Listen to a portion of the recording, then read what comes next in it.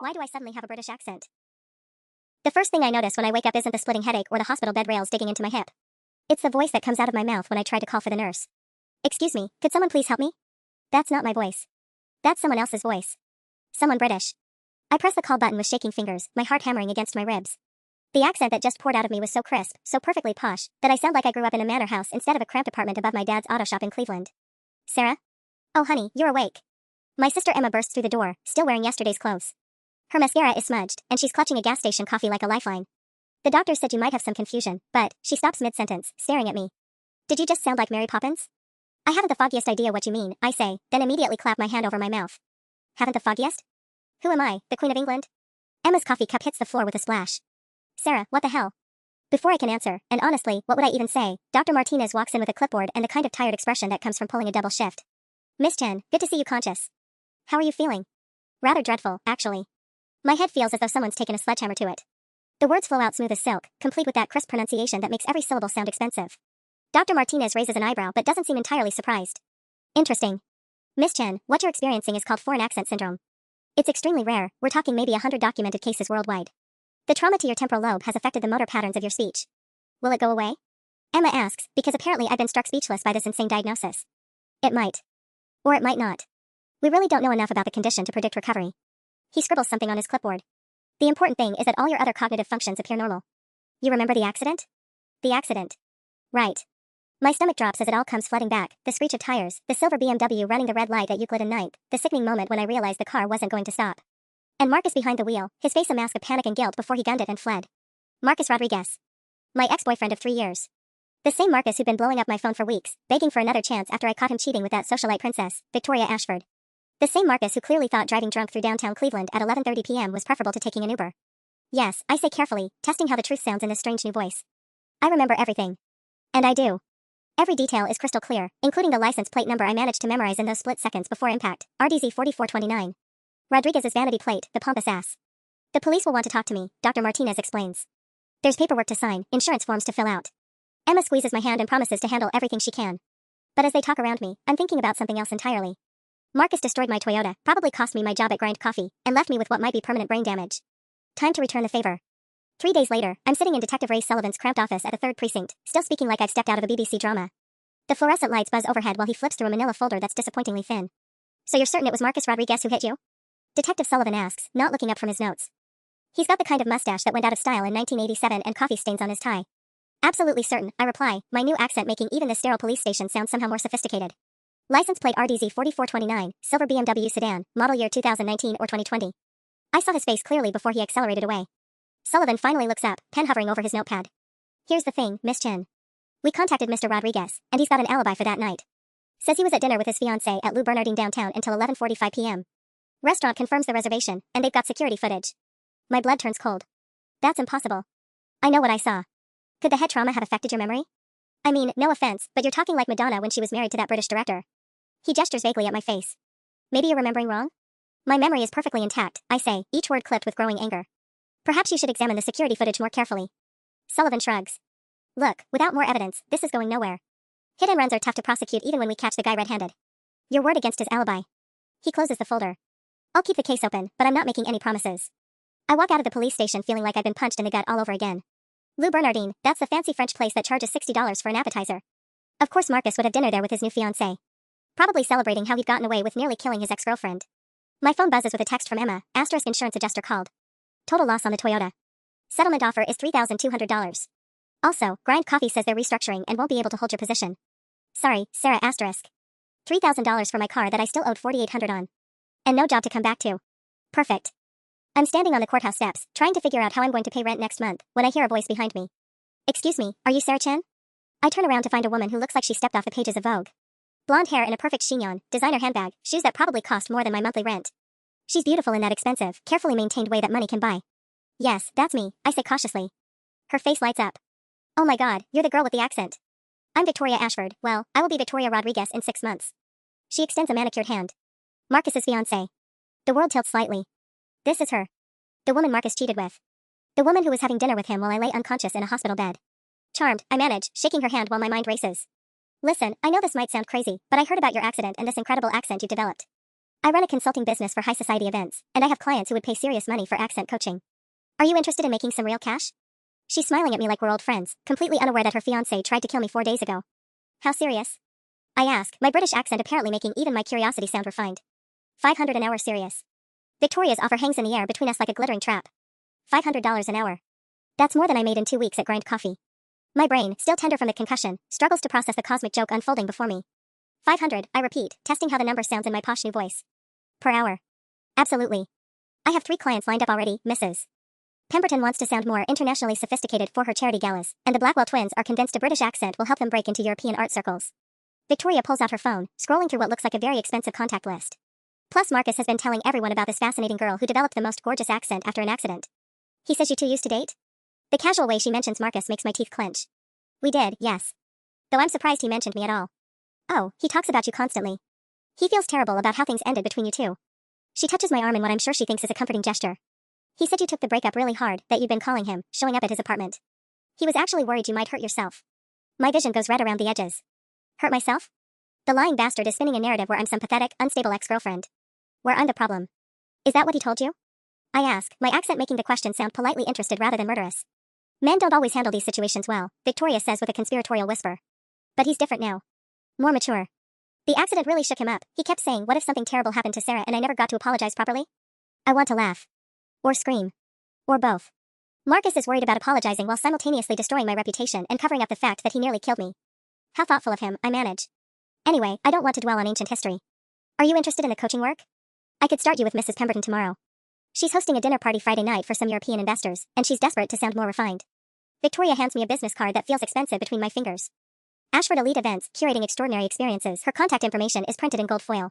I'd love to help Mrs. Pemberton, I say, already formulating a plan. If Victoria runs in the same circles as Marcus, then her clients probably do too. Rich people love to gossip, especially about scandals involving their friends. Though I should mention, I'm still recovering from my accident. Hit and run driver, you know. Dreadful business. Victoria's perfectly sculpted eyebrows furrow with sympathy. How awful. Did they catch whoever did it? Not yet. The police seem to think my memory might be unreliable due to the head trauma. I let a note of frustration creep into my voice. Apparently my word isn't enough, even though I remember everything perfectly clearly. Well, head injuries can be tricky, she says, echoing what I'm sure Marcus has told her. Sometimes people think they remember things that didn't quite happen that way. There it is. The party line. Poor, confused Sarah with her scrambled brain, making up stories about responsible, upstanding Marcus Rodriguez.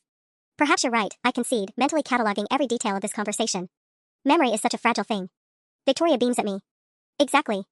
Now, shall we discuss your availability? Mrs. Pemberton is quite influential in philanthropic circles. If she's happy with your work, you'll have more clients than you can handle. I smile back at her, feeling something dark and determined settle in my chest. She has no idea she's just handed me the key to Marcus's entire social world. I'm completely at your disposal, I tell her, and my accent makes it sound like a promise rather than a threat. But that's exactly what it is. Victoria texts me Mrs. Pemberton's address the next morning, a mansion in Shaker Heights that probably costs more than most people make in a lifetime. I take an Uber there, my destroyed Toyota is still a twisted pile of metal in some police impound lot, and spend the 20-minute ride practicing my new voice in different scenarios. Mrs. Pemberton, have you met Marcus Rodriguez? Charming fellow, though I heard he was involved in some sort of driving incident recently. Too obvious. I do hope everyone's been careful on the roads lately. There's been such an uptick in reckless drivers. Better, but still clumsy. By the time I ring the Pemberton doorbell, I've settled on a more subtle approach. Let the conversations flow naturally, drop strategic hints, and see what information bubbles up. These people love their gossip, I just need to point them in the right direction. Mrs. Pemberton turns out to be a 70-something socialite with steel gray hair and the kind of posture that screams expensive boarding school. She ushers me into a sitting room that's larger than my entire apartment, complete with oil paintings that look genuinely old and a tea service that probably belongs in a museum. Victoria tells me you're the young woman with a remarkable accent, she says, pouring Earl Grey into delicate china cups. How absolutely fascinating. And it just appeared overnight? Quite literally, yes. Rather life-changing, actually. I accept the teacup, grateful that my new accent makes everything sound naturally elegant. Though I suppose some good has come from an otherwise dreadful experience. Oh my dear, what happened? Perfect opening. Car accident. Hit and run driver, I'm afraid. Left me unconscious on Euclid Avenue while they sped off into the night. Mrs. Pemberton's face pinches with sympathy and outrage. How absolutely appalling. Please tell me they caught the monster responsible. Not yet. The police seem to think my memory might be compromised, though I remember every detail perfectly clearly. I take a delicate sip of tea, letting the frustration show in my voice. Silver BMW, license plate RDZ 4429.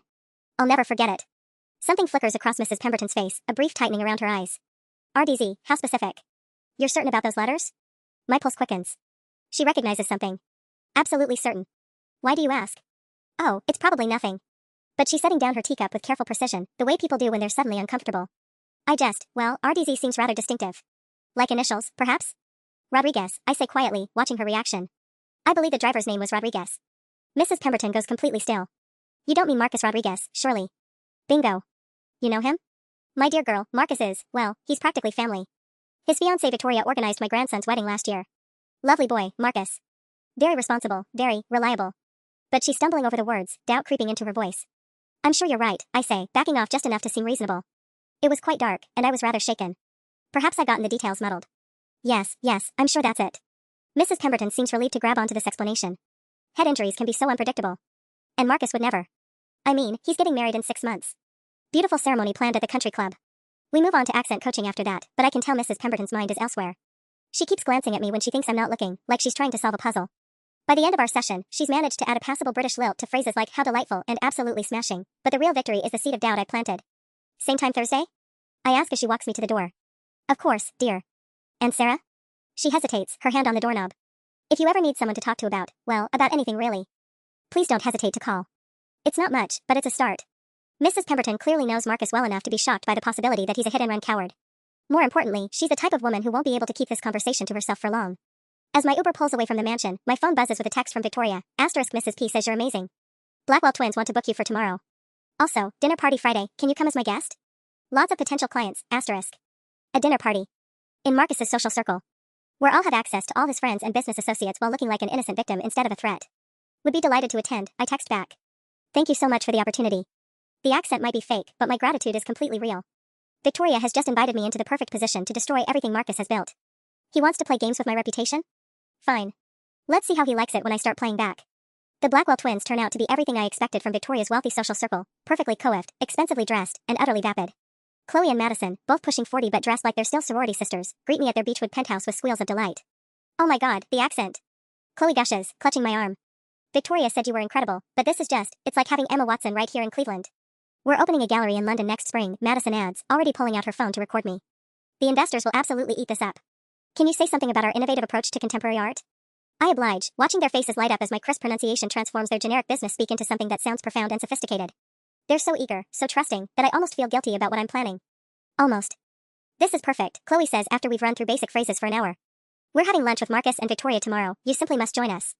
Marcus was just telling us about this fascinating girl he used to know who developed a British accent, and here you are. My smile doesn't waver, but something cold settles in my stomach. Marcus mentioned me? Oh yes, he's quite concerned about you, actually. Said you've been having a difficult time since your accident. Madison's voice drops to a conspiratorial whisper. He told us you might reach out to people in his circle, and that we should be gentle with you. Something about the head injury affecting your judgment? There it is again. Marcus's preemptive strike against my credibility, wrapped up in fake concern. He's been systematically poisoning the well, making sure that when I inevitably surface in his social world, everyone will already see me as unstable and unreliable. How thoughtful of him to prepare people, I manage, my accent making even my anger sound refined. He really cares about you, Chloe says earnestly. Victoria says he feels terrible about how things ended between you two, especially with everything that's happened since. Everything that's happened since? I prompt. The twins exchange a look. Well, the stalking behavior, obviously, Madison says carefully. Following him to restaurants, calling at all hours. Victoria mentioned you even showed up at their engagement party uninvited? My vision goes wide around the edges. Engagement party? I was lying unconscious in a hospital bed when they probably had their engagement party. But Marcus has twisted reality so thoroughly that even these women, who barely know either of us, are looking at me with pity and concern. I don't recall attending any parties recently, I say slowly. Of course not, sweetie. The doctor said head injuries can cause memory gaps. Chloe reaches over to pat my hand. The important thing is that you're getting help now. This accent coaching is like therapy, isn't it? A way to rebuild your confidence. They think Victoria is doing charity work. They think I'm some broken, pathetic creature that needs their compassion and Marcus's forgiveness. The sheer audacity of his lies is breathtaking. Yes, I agree quietly. Quite therapeutic indeed. We wrap up the session with promises to meet for lunch tomorrow, and I take another expensive Uber ride home to my crumbling apartment in Tremont. But this time, instead of plotting my next move, I'm spiraling into a panic I didn't see coming. What if Marcus is better at this game than I am? What if his version of events is already so entrenched that nothing I say will matter? He's had weeks to craft his narrative while I was unconscious and recovering. He's positioned himself as the concerned ex-boyfriend worried about his unstable former girlfriend, while I'm the delusional accident victim whose brain injury has made her an unreliable narrator of her own life. By the time I reach my apartment, my hands are shaking as I try to unlock the door. Inside, I catch sight of myself in the bathroom mirror and barely recognize the pale, hollow-eyed woman staring back at me. Think, Sarah, I tell my reflection, my accent making even my self-doubt sound elegant. He's not infallible. Nobody's story is that perfect. But as I sink onto my couch with my laptop, searching for any trace of Marcus's engagement party online, one terrifying thought keeps circling back. What if my accent disappears before I can prove any of this? The engagement party photos are everywhere. I find them on Victoria's Instagram, the Blackwell twins' Facebook feeds, even Mrs. Pemberton's granddaughter's social media. Picture after picture of Marcus and Victoria looking radiant at what appears to be a lavish celebration at the Cleveland Museum of Art. The date stamp makes my blood run cold, September 15th. 3 days after my accident. While I was learning to walk again without falling over from the concussion, Marcus was toasting his future with champagne and caviar. But it's the comments that really twist the knife. So glad you two found each other after all that drama with the ex, and Victoria, you're a saint for being so understanding about the stalking situation. One particularly detailed comment from someone named Jennifer Holbrook catches my eye. Marcus showed such grace dealing with that poor girl's obsession. Even after she crashed the Founders Day Gala looking for him, he still speaks about her with nothing but compassion. The Founders Day Gala. I Google it frantically, September 8th at the Renaissance Hotel. 4 days before my accident. 4 days when I was working a double shift at Grind Coffee, serving lattes to hungover college students and rushing home to collapse into bed. Marcus hasn't just been spinning lies about recent events. He's been rewriting our entire history, creating a timeline where I'm the villain of every story. And he's been doing it while I was unconscious and defenseless. My phone rings, startling me out of my research spiral. Emma's name flashes on the screen. Hey, I answer, my accent slipping slightly in my exhaustion. Sarah? You sound weird. Well, weirder than the British thing, I mean. Emma's voice is tight with concern. Listen, something strange happened today. Marcus Rodriguez called me. My entire body goes rigid. What? He said he heard about your accident and wanted to make sure you were okay. Asked if you were getting proper medical care, if you needed help with expenses. Emma pauses. He seemed really concerned, actually. Said he felt partially responsible because you'd been trying to contact him before the accident. Emma, I need you to listen to me very carefully, I say, my accent making the words sound more controlled than I feel. I haven't contacted Marcus since we broke up 3 months ago. Not once. But he said. He's lying. About everything. I can hear the desperation creeping into my voice. He's the one who hit me with his car, Emma. He's been creating this elaborate story about me stalking him to cover his tracks. Silence stretches between us. When Emma finally speaks, her voice is gentle in a way that makes my heart sink. Sarah, honey, are you sure? I mean, the doctor said the head injury might cause some confusion. Not you too. The words come out as barely a whisper. I'm not saying you're wrong, but maybe you should talk to someone professional? A therapist who specializes in trauma? Marcus even offered to pay for it, which seems really generous if he's actually some kind of criminal. After Emma hangs up, promising to support me through this difficult time, I sit staring at my phone in stunned silence. Marcus called my sister. He's not just playing defense anymore, he's going on the offensive, reaching out to my family with his fake concern and manufactured guilt. The brilliant bastard just turned my own sister into a character witness for his innocence.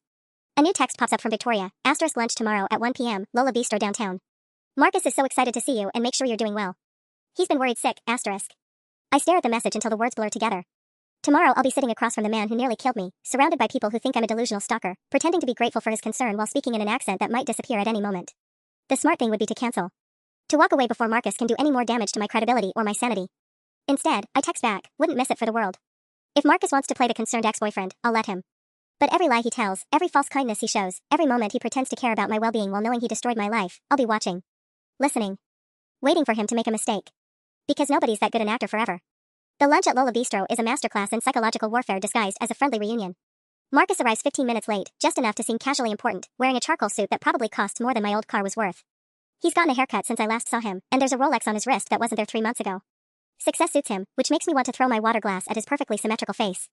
Sarah, he says, leaning down to kiss my cheek like we're old friends. You look. God, I'm so relieved you're okay. His performance is flawless.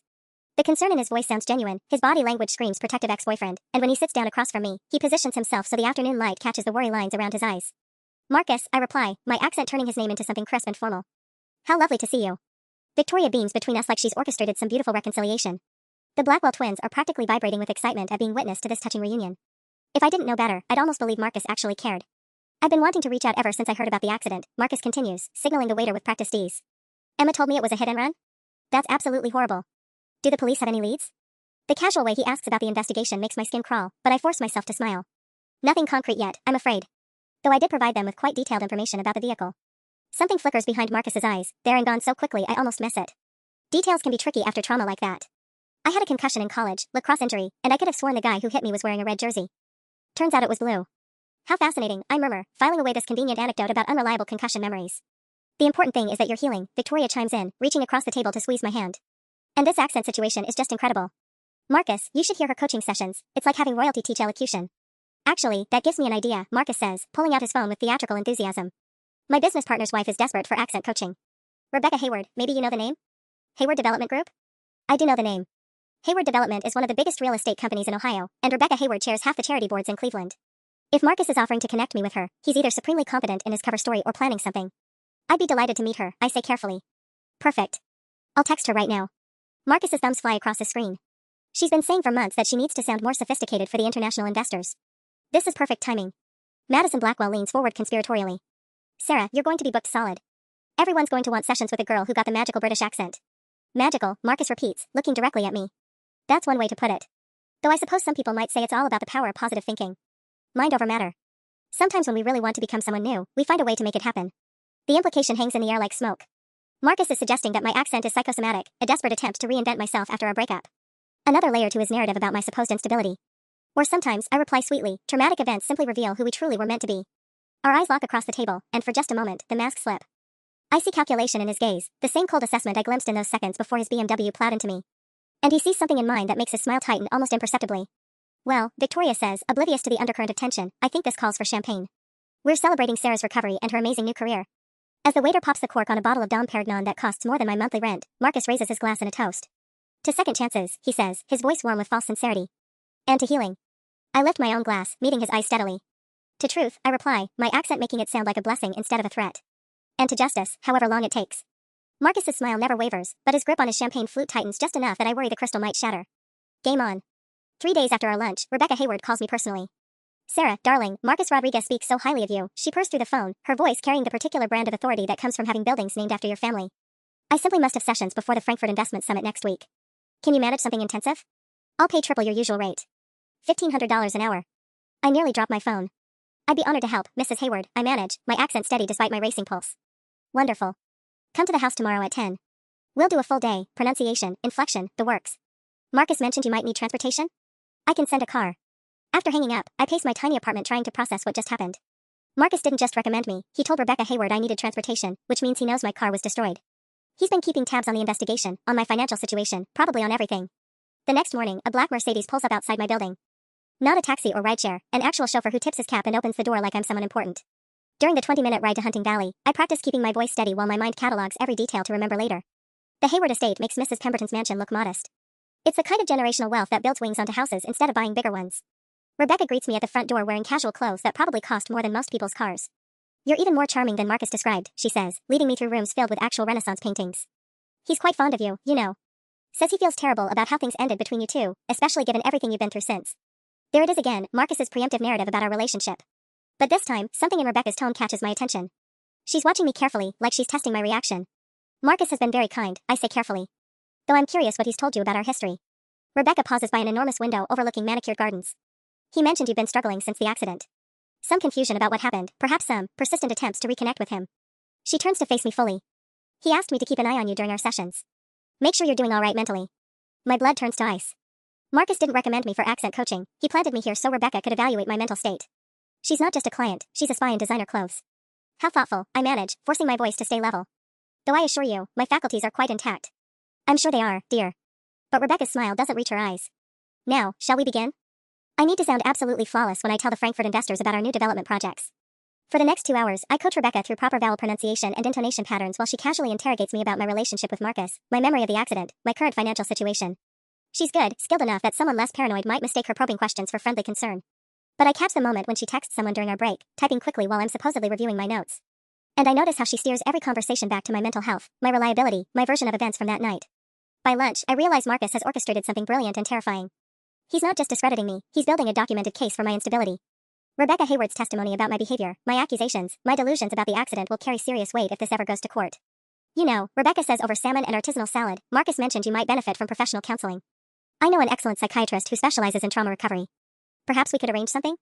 She's offering to have me evaluated by a psychiatrist of Marcus's choosing. The final piece of his strategy to have me declared an unreliable witness.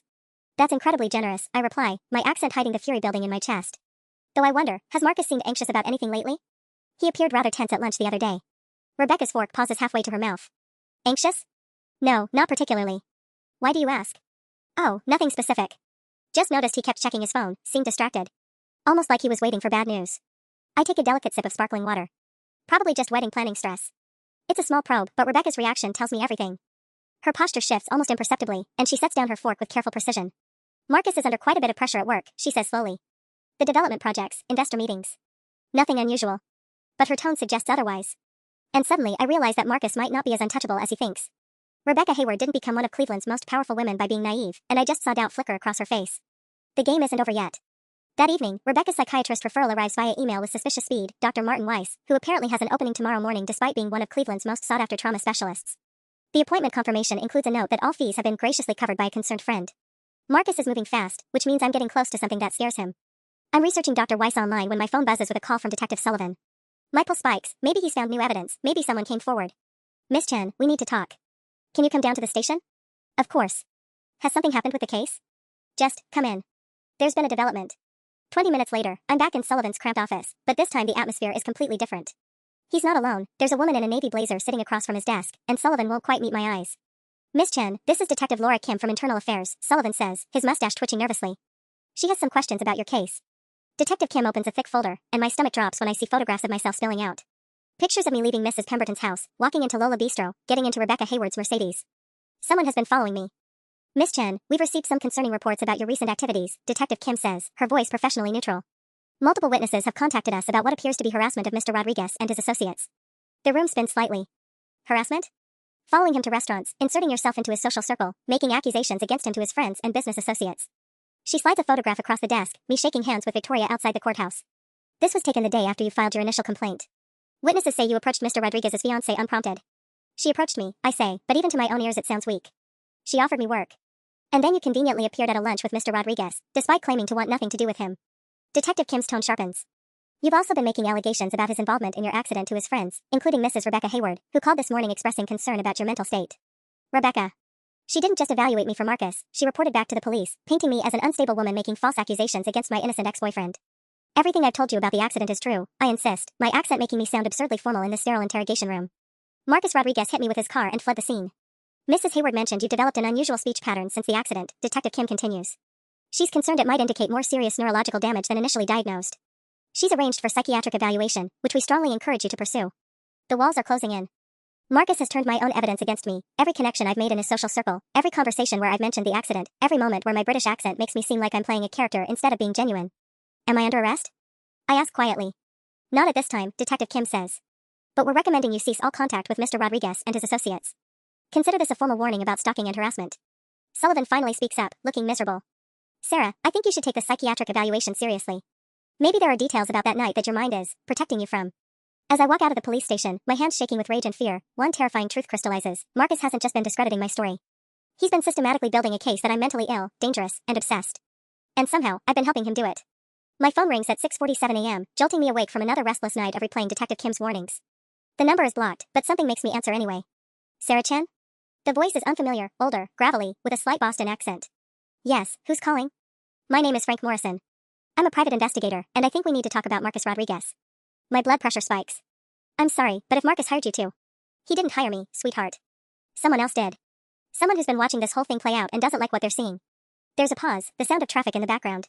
Meet me at the West Side Market in an hour. Northeast corner, by the flower vendors. Come alone. The line goes dead before I can respond. Frank Morrison turns out to be exactly what central casting would order for a private investigator, rumpled coat, coffee-stained tie, and eyes that have seen too much. He's holding a foam cup of coffee and studying the crowd like he's cataloging potential threats. Miss Chen, he says when I approach, my accent still crisp despite my exhaustion. Thanks for coming. Walk with me. We move through the market stalls, past vendors hawking fresh produce and artisanal cheeses, while Frank talks in low tones. I've been working this case for 3 weeks, he says, stopping to examine some overpriced organic apples.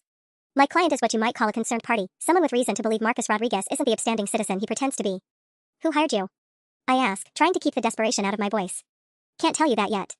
But I can tell you that you're not the first woman Rodriguez has tried to destroy. Frank pulls out a manila envelope, thick with photographs and documents.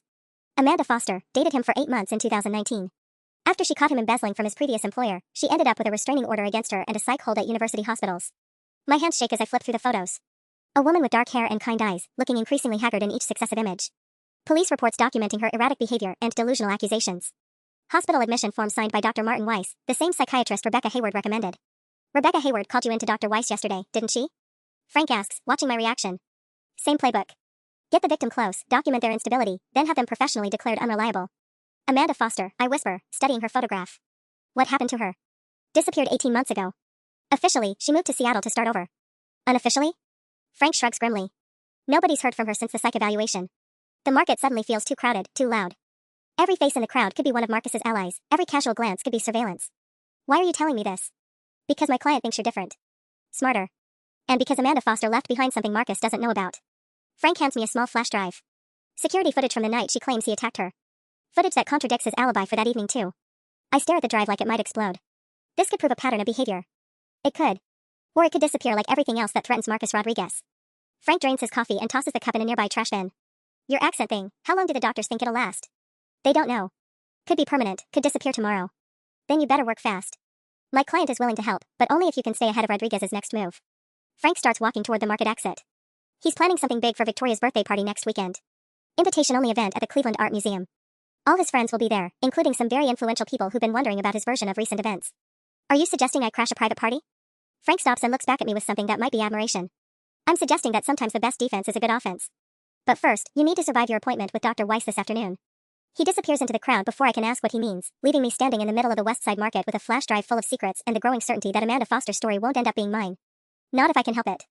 Dr. Martin Weiss's office screams expensive respectability, mahogany bookshelves, leather chairs, diplomas from prestigious universities covering one entire wall. He's younger than I expected, maybe mid-40s, with the kind of smooth competence that comes from never having his authority questioned. Sarah, please have a seat, he says, gesturing to a chair positioned directly across from his desk. I understand you've been through quite an ordeal. I settle into the leather chair, hyper-aware of how my accent makes even simple responses sound performative. Yes, it's been rather challenging. Dr. Weiss makes a note on his yellow legal pad. Rebecca Hayward expressed some concerns about your current mental state. She mentioned you've been making some serious accusations against your former boyfriend? I've been telling the truth about my accident, I reply carefully. Though I understand that might be difficult for some people to accept. Truth can be subjective, especially after traumatic brain injuries. His pen scratches across the paper as he writes. Tell me about the night of the accident. What do you remember? For the next 20 minutes, I recount the events of September 12th while Dr. Weiss takes detailed notes. Every few minutes, he asks probing questions designed to highlight inconsistencies or gaps in my memory. When I mention the license plate number, he raises an eyebrow. RDZ 4429.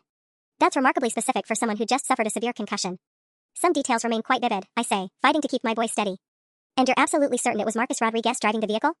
Completely certain. Dr. Weiss sets down his pen and leans back in his chair, studying me with clinical detachment. Sarah, I need to ask you about your relationship with reality right now. Do you believe that developing a British accent has somehow changed who you are as a person? The question catches me off guard. I'm sorry? Several people have mentioned that you seem to be performing, in a sense. Using this accent to create a new identity, perhaps one that feels more powerful or sophisticated than your previous self. He picks up his pen again, poised to record my response. Is it possible that this persona has also created false memories about Mr. Rodriguez? My mouth goes dry.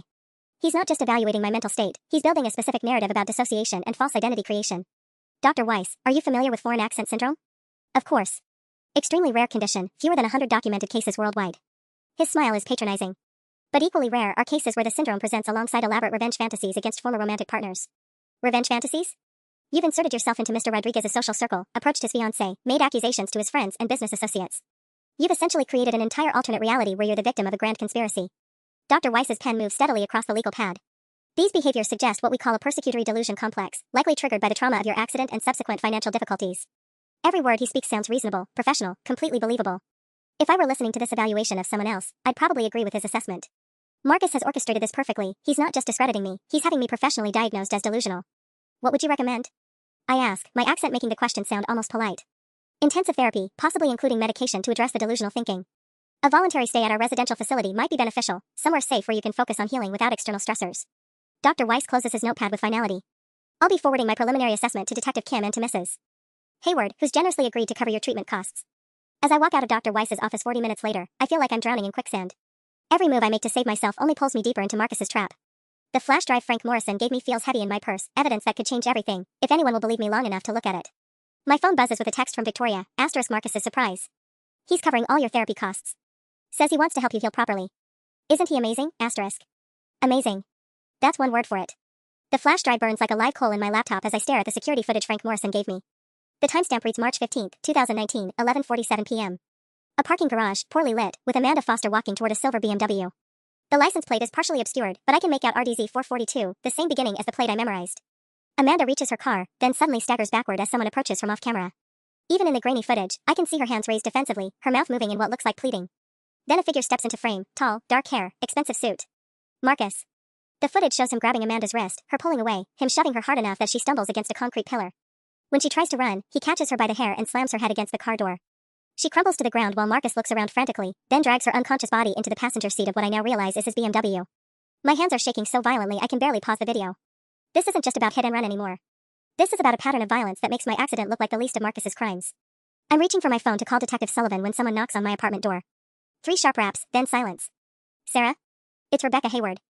I need to speak with you. My blood turns to ice. Rebecca Hayward has never been to my apartment. She doesn't even know where I live, or at least, she shouldn't. I close the laptop and creep toward the peephole. Rebecca stands in my dingy hallway looking completely out of place in her designer coat and perfectly styled hair. But something's wrong with her posture. Her shoulders are rigid with tension, and she keeps glancing over her shoulder like she's afraid someone followed her. Against my better judgment, I open the door. Mrs. Hayward? How did you? We need to talk. Now. She pushes past me into the apartment, immediately moving away from the windows. Marcus doesn't know I'm here, and it needs to stay that way. My British accent wavers slightly with confusion. I don't understand. Dr. Weiss called me an hour ago with his preliminary assessment. He's recommending immediate psychiatric intervention, wants to have you committed for 72 hours starting tomorrow. Rebecca's voice is tight with something that sounds like guilt. Sarah, I think I've made a terrible mistake. She sits heavily on my couch, looking older than she did yesterday.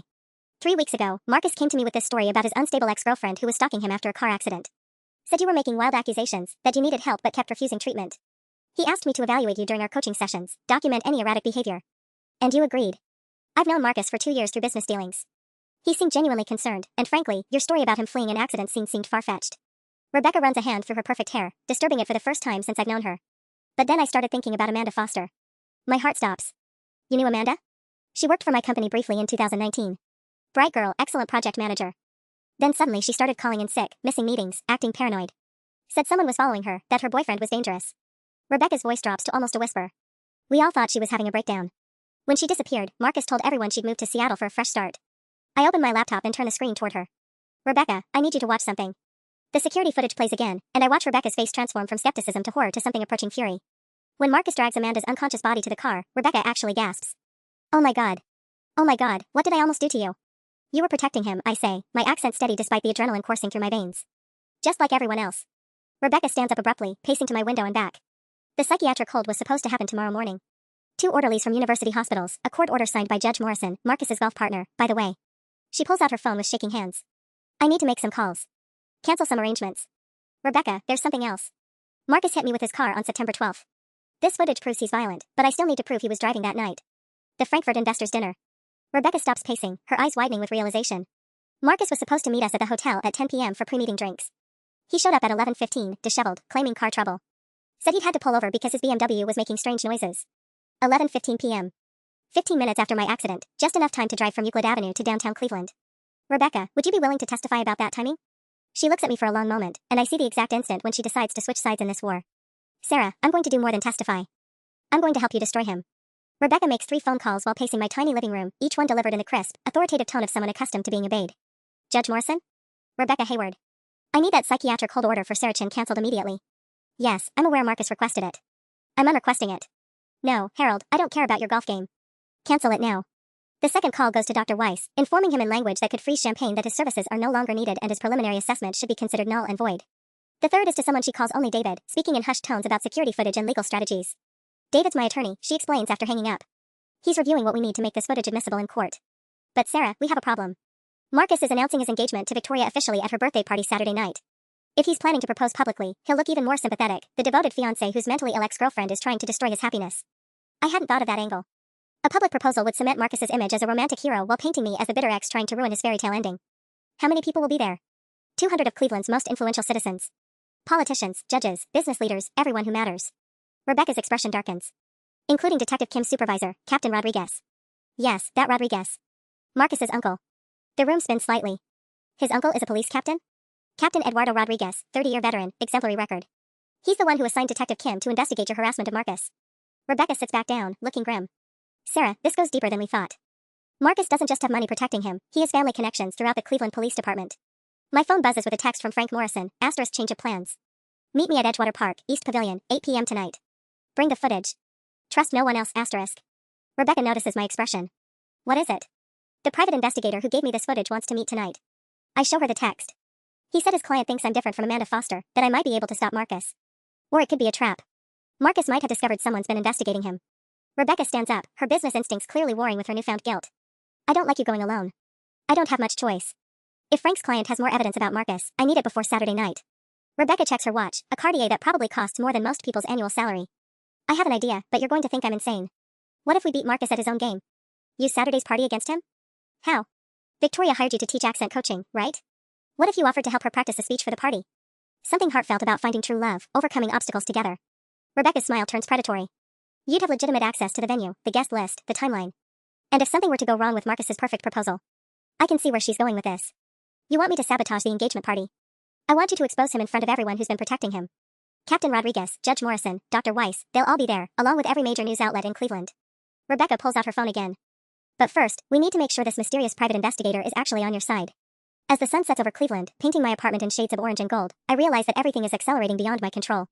In 72 hours, Marcus will either be publicly exposed as a violent criminal or I'll be the delusional woman who destroyed an innocent man's wedding proposal in front of the city's elite. My accent hasn't wavered in days, but suddenly I'm terrified it will disappear at the worst possible moment, right when I need to sound most credible, most believable, most sane. The game is almost over. I just hope I'm playing for the right team. Edgewater Park at night feels like the opening scene of a horror movie, dark water stretching endlessly toward nothing, wind whipping off Lake Erie with enough force to cut through my jacket. I arrive at the East Pavilion 15 minutes early, my nerves stretched tight as piano wire. Frank Morrison is already there, smoking a cigarette and scanning the parking lot like he's expecting company. When he sees me approach, he flicks the cigarette into the darkness and checks his watch. You're early. Good. We don't have much time. He pulls out a thick manila envelope, much larger than the one from this morning. My client decided to accelerate the timeline. Marcus knows someone's been digging into his past. How could he know? Amanda Foster's apartment was broken into yesterday. Professional job, they only took her computer and a box of documents she'd hidden in her closet. Frank's expression is grim in the lamplight. Whoever's protecting Marcus has resources. Real resources. I think about Captain Rodriguez, about Judge Morrison, about the network of powerful men who've been smoothing Marcus's path for years. Frank, who is your client? I need to know who I'm trusting with my life.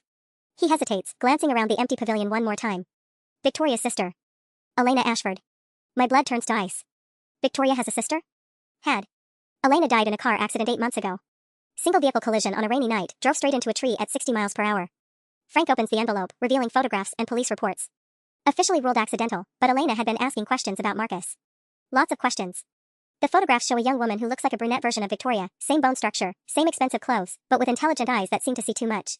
The police report describes her Toyota Camry wrapped around an oak tree on Chagrin River Road, Elena dead on impact. Elena hired me 6 weeks before she died, Frank continues. She found some discrepancies in Marcus's business dealings, started investigating his romantic history. She was convinced he was dangerous, but Victoria wouldn't listen. She hired you to investigate her sister's fiancé? She hired me to protect her sister. Elena knew Marcus was hiding something, but she needed proof before she could convince Victoria to call off the engagement. Frank pulls out another photograph, Marcus and Elena at what looks like a tense dinner conversation. This was taken 3 days before her accident. Elena had just confronted him about Amanda Foster. My hands shake as I study Elena's face in the photograph. Even captured in grainy surveillance footage, I can see the determination in her expression. She looks like someone who won't back down from a fight. Just like Amanda Foster. Just like me. Frank, do you think Marcus killed her? I think Elena Ashford was asking the right questions and getting too close to answers Marcus couldn't afford to have revealed. He closes the envelope carefully. The night she died, Elena called and left me a voicemail. Said she'd found something that would destroy Marcus, but she needed one more day to verify the information. Do you still have the voicemail? Frank pulls out an old flip phone, scrolls through the menu, and hits play. Elena's voice emerges from the tiny speaker, clear and urgent despite the static. Frank, it's Elena. I found the connection. Marcus has been using Hayward development accounts to launder money from his previous embezzlement charges. Rebecca doesn't know, but her signature is on everything. If this goes public, it won't just destroy Marcus. It'll destroy Rebecca, Victoria, everyone. Call me back as soon as you get this. I think I know how to stop him without. The message cuts off abruptly. That's it? I ask. Frank nods grimly. Elena never made it home that night. And 2 days later, Rebecca Hayward suddenly became very interested in helping Marcus discredit his unstable ex-girlfriend. The pieces fall into place with sickening clarity. Rebecca didn't just agree to evaluate me out of friendship, she's been protecting herself from a money laundering scandal that could destroy everything she's built. Which means I just spent the afternoon trusting the wrong person entirely. My phone rings at exactly 11:47 p.m., Frank Morrison's gravelly voice cutting through my panic like a lifeline. Sarah, get out of your apartment. Now. Rebecca's playing both sides, and Marcus knows you have the footage. I'm already grabbing my laptop and keys, my British accent sharp with adrenaline. Where do I go? Cleveland Museum of Art. Service entrance on Magnolia Drive. Elena left something there before she died, something that'll end this tonight. The museum at midnight feels like a mausoleum, all shadows and echoes. Frank meets me at the loading dock with bolt cutters and the kind of desperate urgency that comes from running out of options. Elena was smarter than all of us, he says, leading me through darkened hallways toward the contemporary wing. She knew Marcus would eventually kill her, so she left insurance. We stop in front of a massive installation, twisted metal sculptures that look like they're screaming. Frank counts 3 pieces from the left, then kneels and pries open a small maintenance panel at the base. Inside is a waterproof case containing documents, photographs, and a single flash drive labeled, for Victoria, the truth about Marcus. Elena documented everything, Frank explains as I scroll through files on my laptop. The embezzlement, Amanda Foster's disappearance, the money laundering through Rebecca's accounts. But the real smoking gun is this. He points to a video file dated September 12th, the night of my accident. Security footage from the Cleveland Clinic parking garage shows Marcus stumbling out of his BMW at 11:52 p.m., his front bumper cracked, paint scraped down the passenger side. In the timestamp corner, there's audio, Marcus on the phone with someone, his voice panicked but clear, Uncle Eddie, I fucked up. I hit someone with a car. No, I can't go back. What do you mean handle it? She saw my face, Eduardo. She fucking saw my face. Captain Eduardo Rodriguez, arranging a cover-up in real time. Elena was supposed to give this to the FBI, Frank says quietly. She never got the chance.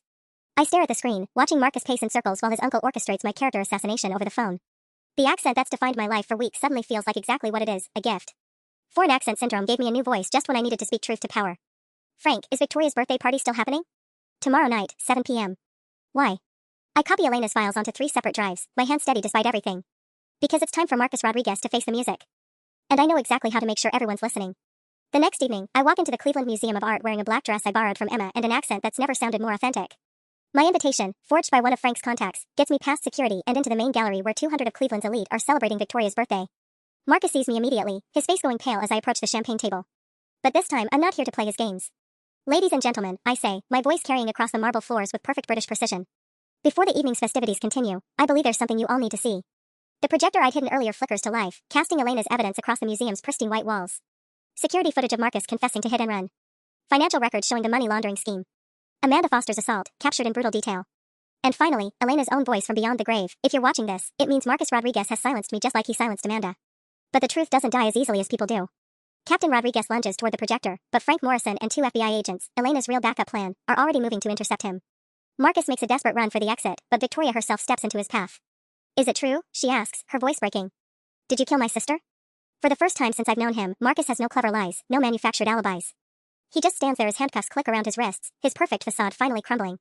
Your accent, Victoria says to me as the FBI leads Marcus away. It's beautiful. I hope you keep it forever. I smile, my voice steady and clear and completely, authentically mine. I rather think I will.